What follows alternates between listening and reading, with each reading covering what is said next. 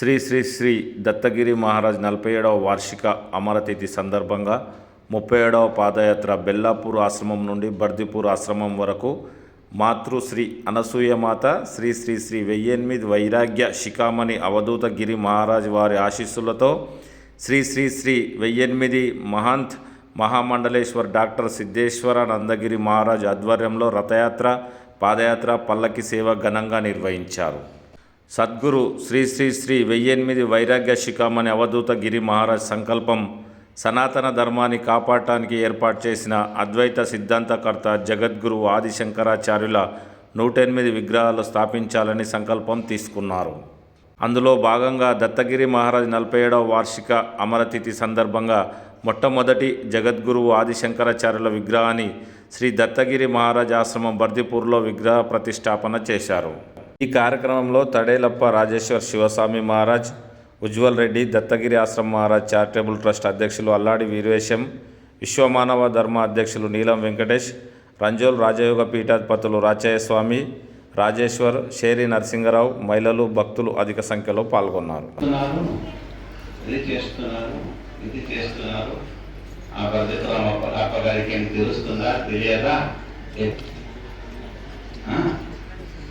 ఏమిటి అది? ఇది అంధశ్రద్ధ కాదు. బాగా అర్థం చేసుకోండి. ఇది అంధశ్రద్ధ కాదు, గుడ్డి నమ్మకం కాదు. ఇది దీనికి ఇది ఒకటి సైన్స్, విజ్ఞానం. ఎలా ఉంది ఇది విజ్ఞానం అంటే? ఏమిటి విచారం అంటే, మీరు ఏదైనా చేసుకుంటే మాకు ఏదైనా దొరకాలి. యాగేన స్వర్గ కామో యజేత. మీరు యజ్ఞము చేస్తే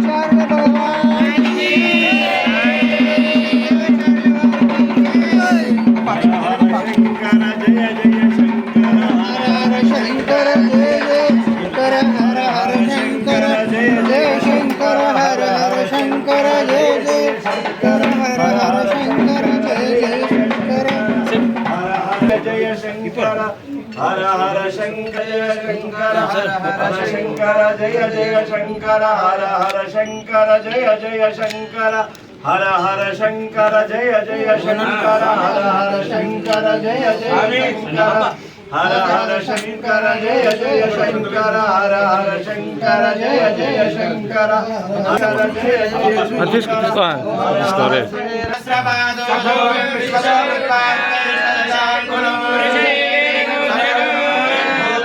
భవ్యం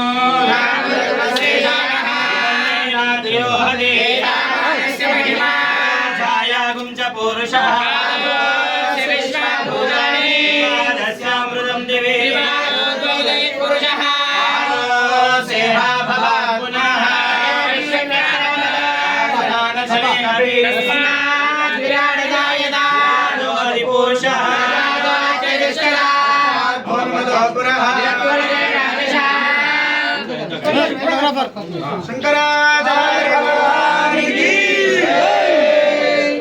शंकराचार्य भगवान की पुष्पवान् प्रजावान् पुष्पान् भवति पुष्पवान् प्रजावान् पुष्पान् भवति यापला पुष्पादाराश्च पुष्पिणीः बृहस्पतिः प्रसूधास्तानो मुञ्चत्तकुम्भसः सर्वमङ्गलमाङ्गल्ये शिवे सर्वार्थसाधके शरण्ये त्र्यम्बके देवी नारायणि नमोऽस्तुते हिरण्यपात्रमदा पूर्णं ददाति मदव्योसानीति आयुष्तेजो ददाति सम्भोजं स्वाराजं भयाजं भारणे संसारं महाराजमाधिपत्यं शङ्कराचार्यभ्यो नमो नमः नन्दमङ्गलनिराजनदी पुन्दर्शयामि नीराजनान्तरं सुधाचमनियो समर्पयामि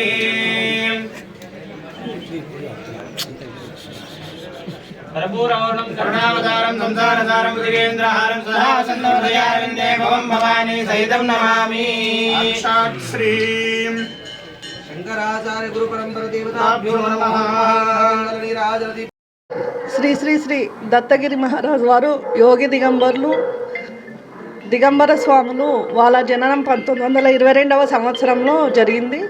వాళ్ళు 1979 మార్చి 15వ తేదీన అంటే బహుళ విద్య రోజు జీవ సమాధి అయ్యారు. ఆ జీవ సమాధి ప్రతి నెల మాసామర్తిథిగా మార్చిలో వచ్చేది వార్షిక అమర్తిథిగా జరుపుకుంటారు. అయితే ఈ సంవత్సరము 47వ వార్షికోత్సవ అమర్తిథి సందర్భంగా 37వ పాదయాత్ర ఘనంగా జరిగింది. ఈ కార్యక్రమంలో ముఖ్యులు తడోల అప్పగారు, రాజేశ్వర్ శివాచార్య మహాస్వామీజీ గారు మరియు ఉజ్వల్ రెడ్డి గారు, శ్రీ దత్తగిరి మహారాజ్ చారిటబుల్ ట్రస్ట్ అధ్యక్షులు అల్లాడి వీరేశం గారు, విశ్వమానవ ధర్మ ప్రచార పరిషత్ అధ్యక్షులు నీల వెంకటేశం గారు మరియు రాజయోగ పీఠాధిపతులు రంజోల్ రాజేస్వామి గారు పాల్గొన్నారు.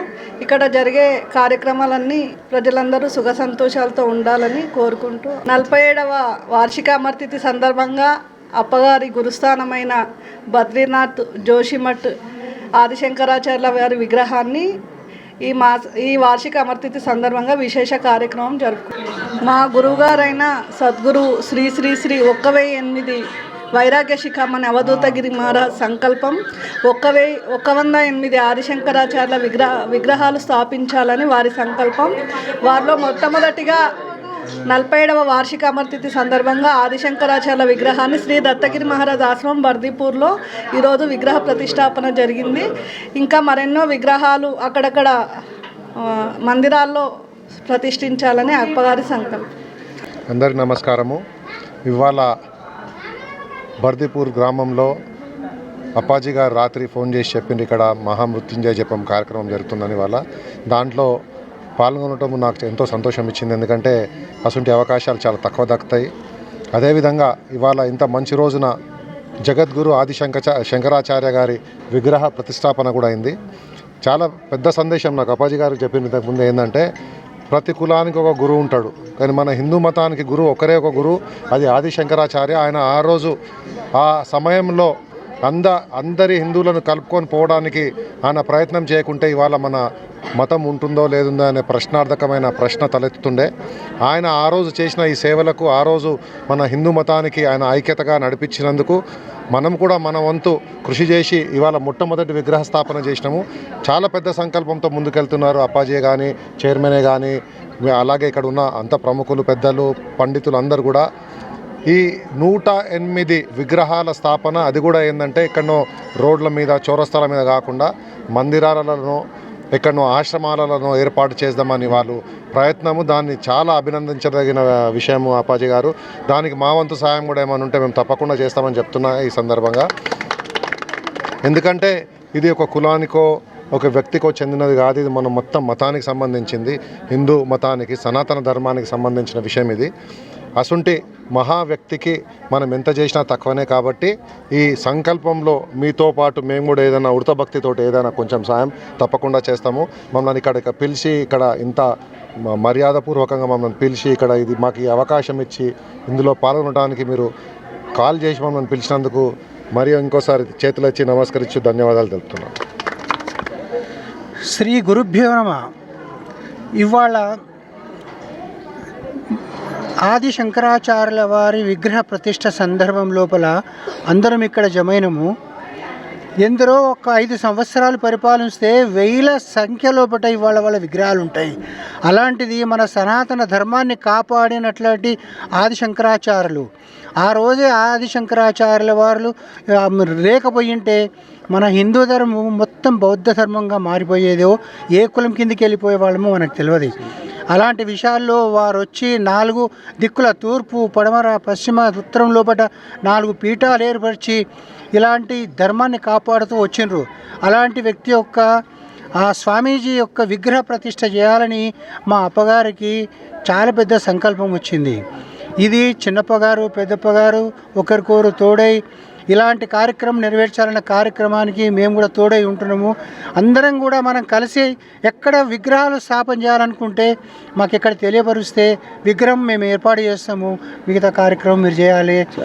ఈ సంవత్సరం లోపల ఏం లేదన్నా 108 కంప్లీట్ అయ్యేటట్లు చేయాలని చెప్పి మా కోరికున్నది. దీనికి మీ అందరి సహకారాలు ఉండాలని చెప్పి నేను మనవి చేస్తూ ఈ శుభోదయం. సదాశివసమారంభాం శంకరాచార్య మధ్యమాం అస్మదాచార్య పర్యంతం వందే గురు పరంపరాం. శ్రీ గురుభ్యో నమః. ఈ రోజున ప్రప్రథమంగా శ్రీ దత్తగిరి మహారాజ్ ఆశ్రమం నందు ఆది శంకరాచార్యుల యొక్క విగ్రహ ఆవిష్కరణ కార్యక్రమం. వారు శంకరాచార్యులు ఎలాంటి వారంటే ఒక ధర్మాన్ని కాపాడడానికి ఏర్పాటు చేసినటువంటి ఒక సిద్ధాంతం. ఆ సిద్ధాంతం ఎలాంటి సిద్ధాంతం అంటే అద్వైత సిద్ధాంతం. అద్వైతాన్ని ఏర్పాటు చేశారు. వారు ఏం చెప్పలేదు, వేదంలో ఉండేటటువంటి విషయాన్ని చెప్పారు. ఏం చెప్పారు అంటే, ఆయన చిన్నగా ఉన్నప్పుడే భిక్షాటన చేస్తున్నప్పుడు 8వ సంవత్సరంలో భిక్షాటన చేస్తున్నప్పుడు ఒకడు బీదమైనటువంటి ఒక వృద్ధురాలు ఉంటుంది. పరమాత్మనికి అర్చించి ఉపాసన చేసేటటువంటి బీద ఒక భక్తురాలు ఉంటుంది. ఆ ఇంటి ముందరికి వెళ్ళి భిక్షాందేహి అంటారు. భిక్షాందేహి అన్నప్పుడు సాధు సత్పురుషులు మన ఇంటికి వచ్చారనుకో ఊరికే వెళ్ళొద్దని చెప్పొద్దు. ఆమె ఒక్క ఉసిరికాయ ఆమె ఇంట్లో ఉంటుంది. ఉసిరికాయ తప్ప ఇంకేం అంత బీద భక్తురాలు.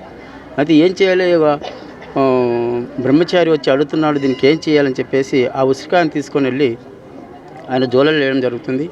ఆ చిన్నగా ఉన్నప్పుడు ఆ 8 సంవత్సరాలకే మొట్టమొదలైన కనకదార స్తోత్రం అని చేశారు. ఆ కనకదార స్తోత్రం చేసినప్పుడు సాక్షాత్ లక్ష్మీదేవి కటాక్షించి ఆ వృద్ధురాలికి బంగారంతో కూడుకున్నటువంటి నాణ్యాలు లభ్యమైనట్టుగా మనకు ఆయన యొక్క జీవిత చరిత్రలు తెలియపరుస్తుంది. అంతేకాదు ఆయన 16 సంవత్సరాల్లో వేదాలకు అంటే ఉపనిషత్స్కు, బ్రహ్మసూత్రాలకు ఇవన్నీ భాష్యాలు రాశారు. ప్రస్థానత్రయం అంటారు. ప్రస్థానత్రయం అంటే ఒకటి బ్రహ్మసూత్రాలు, భగవద్గీత, ఉపనిషత్స్, ఈ 3 ఉన్నాయి. ఈ 3 కూడాను భాష్యాన్ని రాశాడు. ఆ భాష్యాన్ని రాసేటప్పుడు ఇది వేదాంతము, అద్వైత వేదాంతం అనేటటువంటి ఒక సిద్ధాంతాన్ని ఏర్పాటు చేసుకొచ్చారు. ఈ అద్వైత వేదాంతం అంటే ఏమిటి అని అంటే టోటల్లో ఆయన చెప్పినటువంటి సారాంశం ఒకటే. ఎన్నో గ్రంథాలు రాశాడు, అనేకమైన గ్రంథాలు రాశాడు, ప్రకరణ గ్రంథాలు రాశాడు, ఎన్నో మనకు జ్ఞానాన్ని అందించారు. కానీ చెప్పే ఉద్దేశం ఒకటి ఏంటంటే, ముఖ్యమైనటువంటి ఉద్దేశం ఏంటంటే అందరిలో ఉండేటటువంటి చైతన్య శక్తి ఒకటే, అందరూ సమానమే అనేటటువంటి ఒక సందేశాన్ని ఇచ్చాడు. అది ముఖ్యమైనటువంటిది. ప్రతి మానవుల్లో భగవంతుడు ఉన్నాడు. భగవంతుడు అనేటటువంటి వాడు వేరు కాదు. తత్వమసి, అహం బ్రహ్మాస్మి, అయమాత్మ బ్రహ్మ అనేటటువంటి వేద వాకులు ఏవైతే ఉన్నాయో బయటికి తీసుకొని వచ్చి వాటి యొక్క బోధన తెలిపినటువంటి వాడు. అహం బ్రహ్మాస్మి, నేనే బ్రహ్మనై ఉన్నాను, తత్వమసి అంటే అది నేనై ఉన్నాను అనేటటువంటి వాక్యాలను 4 వేదాలలో నుంచి 4 వాక్యాలను తీసుకొని 4 ఆశ్రమాలను ఏర్పాటు చేశారు. ఆ 4 ఏర్పాటు చేసి ఆశ్రమంలో ఉండేటటువంటి ముఖ్య ఉద్దేశం కూడా అదే. ప్రతి ఒక్కరిలో ఉండేటటువంటి చైతన్య శక్తి ఒకటే ఉంది. అందరూ భగవత్ స్వరూపమే. లోపల జీవుడు దేవుడు, ఒకటే అనేటటువంటి తత్వాన్ని బోధించినటువంటి వారు. ఆయన బాల్యం నుంచే మహత్తరమైనటువంటి తల్లి ఆర్యాంబ, తండ్రి శివగురు, వాళ్ళిద్దరు. అంటే ఆయన పుట్టిన చిన్నగా ఉన్నప్పుడే తండ్రి చనిపోతాడు. అంటే ఆ చిన్న శిశువు ఉన్నప్పుడే తల్లి పోషిస్తుంది. ఆ పోషించినప్పుడు ఆయనకు ఈ యొక్క మమకారం ఉండదు. ఈ యొక్క తల్లి తండ్రి ఇవన్నీ మమకారాలు అందరూ దిక్కెళ్తే ఆయన దిక్కి వెళ్ళేవారు. అలాంటి ఉద్దేశం ఉన్నప్పుడు నేను సన్యాసాన్ని తీసుకుంటా అంటే తల్లి పర్మిషన్ తీసుకోవాలి. ఆ తల్లి ఎందుకంటే ఎవరు అధిపతులు ఉంటే వాళ్ళు పర్మిషన్ తీసుకొని సన్యాసం తీసుకుని అంటే నేను వదలరా, నీకు నువ్వు దీపం పెట్టేటటువంటి నా వంశం రక్షించేటటువంటి వాళ్ళు ఎవరు లేరు, నువ్వు ఒకడే ఉన్నావు కాబట్టి నీకు నేను పర్మిషన్ ఇవ్వని కరెక్ట్గా చెప్పేస్తుందాం. ఏం చేయాలి అని చెప్పేసి ఆయన ఎక్కడైతే జన్మించారో అక్కడ నది తీరమే వీళ్ళ ఒక గృహం ఉంటుంది. పూర్ణా నది అనేటటువంటి నది ఉంటుంది. ఆ నదికి స్నానానికి వెళ్తాడు ఆయన. ఆ నదికి స్నానానికి వెళ్ళినప్పుడు మొసలు పట్టుకుంటుందని, అంటే ఆయన అట్లా క్రియేట్ చేస్తాడు, మొసలు పట్టుకున్నట్టు క్రియేట్ చేస్తాడు. ఆ మొసలు కనిపిస్తుంది, తల్లి నది తీరంలో ఉంటుంది. అయ్యో నా కొడుకు పోతున్నాడు, ఎవరికి పిలిచినా ఎవరు రారు. అమ్మ ఒక్క మాట చెప్పు, నన్ను వదిలేస్తాను చెప్పు, ఆ మొసలు వదిలేస్తుందని చెప్పు. నాకు సన్యాసం తీసుకుంటున్నాను, నాకు సన్యాసం తీసుకోనా అని చెప్పు, ఆ మొసలు వదిలేస్తుందని చెప్తారు.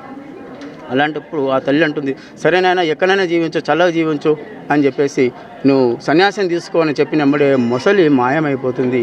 అలాంటి ఆయన జీవిత చరిత్రలో అత్యద్భుతమైన ఘట్టాలు అనేకంగా ఉన్నాయి. అలాంటి ఆ యొక్క శంకరాచార్య ఈరోజు నిజాన్ని కూడా మనం ఈరోజు సనాతన ధర్మం చెప్పుకుంటున్నామంటే ఆయన పెట్టినటువంటి భిక్షనే. అనేకమైనటువంటి ఆ రోజులు ఉండేటటువంటి పరిస్థితులు ఘోరమైనటువంటి పరిస్థితులు, దేశాన్నంతా ఆక్రమించినటువంటి పరిస్థితుల్లో ఆయన ఉద్భవించి ఆయన కండిషన్ ఒకటే, మీది కాదు అని ఎప్పుడు అనలేదు, ఎదుటి వారికి కాదు అని ఎప్పుడు అనలేదు. ఎవరైతే నాతోని వాదిస్తారో, వాదించి ఎవరైతే నన్ను ఓడిస్తారో ఓడించినటువంటి వారికి నేను శరణాగతి అవుతానని చెప్పారు. ఎవరైతే ఓడిపోతారో వాళ్ళు శరణాగతి కావాలని చెప్పారు.